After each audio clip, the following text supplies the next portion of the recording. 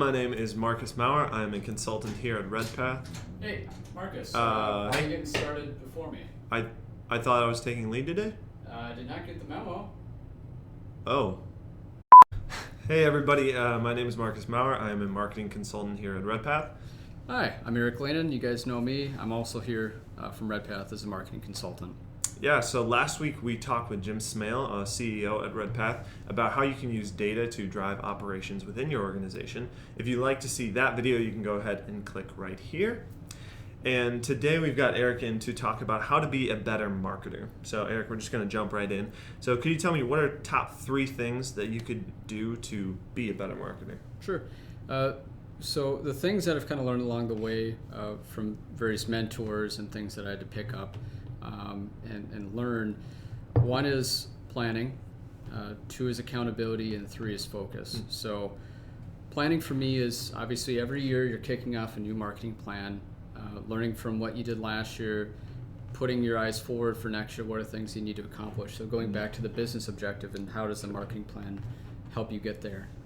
So the way I've adapted how I do my planning every year is I consider it agile marketing. What I mean by that is you plan out for the 75% of your expected tasks, right? So you have all of your tactics and strategies laid out for the year, but you don't account for the other 25%. And I think that's where a lot of marketers struggle. Sure. So, and how we learn that here internally is sales may pick up of a new event or a new marketing strategy that they said, these are some prospects that we should be going after because of X, Y, and Z reason.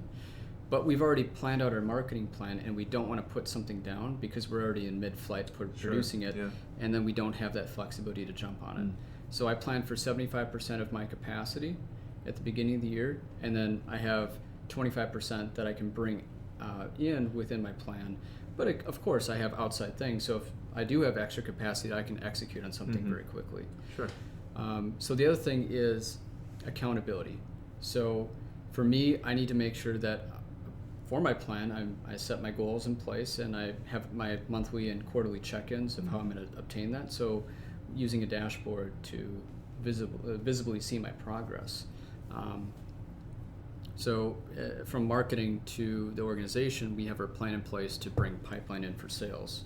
So we measure that based on the number of qualified leads, number of leads, where they come from.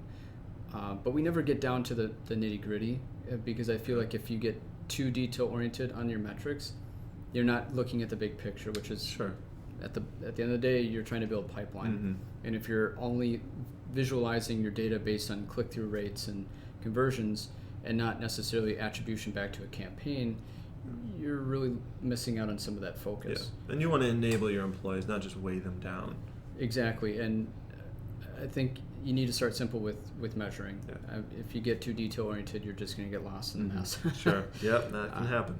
And then lastly, focus. So stick to the plan that you put in place, own it and honor it for that 75% that you put ahead, and then look for ideas for that other 25% because you need that flexibility to jump on new opportunities. And when you're just too compounded in your projects, you don't have that enablement to do that. Sure. So plan for 75 and also plan for that unknown of 25% and then stick to that. So Eric, now that we've talked about some general tips for people to get going on, what are some tools that a marketer could use to sort of enable themselves to do a better job? So without a CRM system or some type of marketing platform like a marketing automation system, and I'm a marketer, I'm a user of it, and these tools definitely help me. But when I'm going through following up on all my leads that we're gathering from all of our marketing campaigns that we're executing on, we need to have an easy way to see a bucketed view of all the leads based on kind of where they are in the sales pipeline or the marketing pipeline. So how many new leads do we have?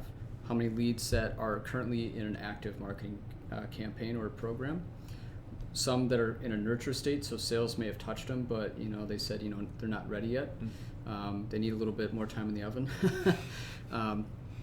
And then looking at the leads that have been handed off to sales, but sales hasn't followed up with. So you break up a bit of a pipeline view of all your leads in these different views, and then you can look in to see where are those leads at in the kind of their stage or our pipeline, and then making sure that we're moving along. So if you need to set visibility on leads that could have fallen through the cracks, and that's where you want to prevent. And this is kind of a second check for us, because you may have mechanisms going on in the background that are automatically putting content with the right people, but this is another way to make sure that they're following through that view. Definitely. So the other thing is making sure that when these leads are in these views, that you're giving notifications to sales right away. So when a lead says, "Hey, I'm ready," hand it off to sales ASAP. Because if you're not doing that, that's an opportunity for sales to miss it. Yeah, and that's something we never want to do, is miss a sale. No, because it takes a lot of time, a lot of effort, and a lot of resources to get to that point where a lead says, "I'm ready." Right. But that would all be for naught if they don't execute on it. And then lastly is, when you do get a new lead in your pipeline, don't let it decay. You need to create almost a mechanism at the point where you have a brand new lead, but no sales or marketing touch has occurred.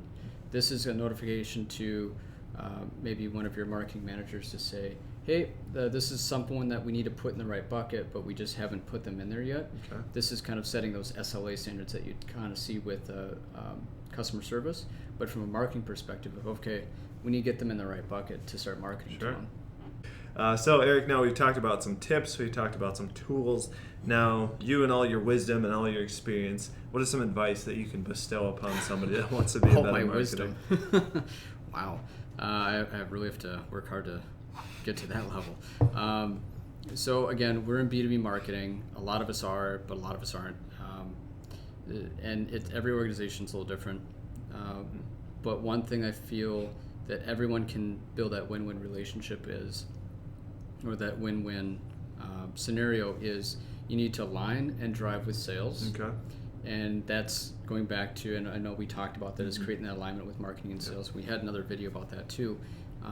You need to make sure that you are aligning with them on kind of their objectives as a sales team, but then driving them too. Because sometimes sales may have a perspective, but if you just go along with sales, I mean, you want to change the status quo, but you don't want to butt heads. You want to make sure that you're looking at the end goal and the means to get there. Sure. So that's why I say align and drive. It's a team effort, Definitely.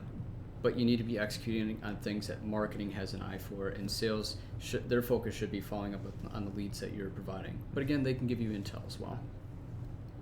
So next thing is be results driven.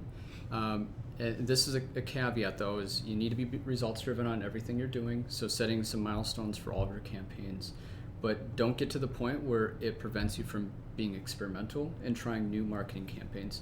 So, I mean, we've had this hot debate on, is social media worth it? Do you make that full investment? And I know that B2B marketing for social media is, what I've learned, is probably one of the toughest things. Very challenging. It is, but we've actually started, now that we have mechanisms in place and using our marketing automation platform, seeing that leads are converting within social media, specifically on Twitter for us, maybe different for everyone else. And making that investment to use it as a marketing tool for us, and promoting our things and being able to share our culture. Yeah, definitely. And I think this is something that you can probably attest to, is copying good marketing or kind of carving out your own path. Yeah. I feel that a lot of marketers have this idea that I want to use things that I know that work, but then they get afraid to try new ways or tweaking some of the things. Obviously, you'll tweak it for your brand, your business, but don't be afraid to copy someone's marketing, and don't be afraid to try something new. You need to have a combination. If you get stuck in doing the same things over and over, you create this ad avoidance where your prospects start to learn how you market, and then they get bored. Yeah. Because there's definitely a desire to see what your competition is doing and beat them at it. But then at the same time, you want to be different from your competition. That's really how you stand out. Yep, absolutely. And then I would say probably the most important is identifying and recognizing that strategy is probably one of the most important things for marketing, is giving that reason, why are we doing this in marketing? Why are we doing this tactic? And relaying it back to the end objective. But strategy is also an Achilles heel, because if you spend all your time strategizing and not executing, so you're thinking of ways of how to get to there, you're wasting your time. Because if you don't feel that you have a plan or a vision in sight to actually see yourself executing on this, scrap it and move on, because you've already wasted so much time and just cut your losses. I mean, that's not in every instance, but recognize that you might get in those situations. Sure. And this came from a previous organization that I worked for, where we identified that as our biggest competitor, that the do nothing is a competitor of ours, where we may know that our competitors are going after these prospects, and we need to figure out how we can develop our competitive advantage for them in that specific marketplace. But oftentimes we didn't have a good, solid way to execute on that. So do nothing is very dangerous. It is indeed, yeah. All right, that's all we've got this time on Redcast. Eric, thanks for letting me take the reins this week. Well, I didn't really have a choice, so. No, you didn't, but that's all right. Thanks for watching, everybody. If you're interested or you have more questions, feel free to watch some of our previous videos or head to our website at redpathcg.com.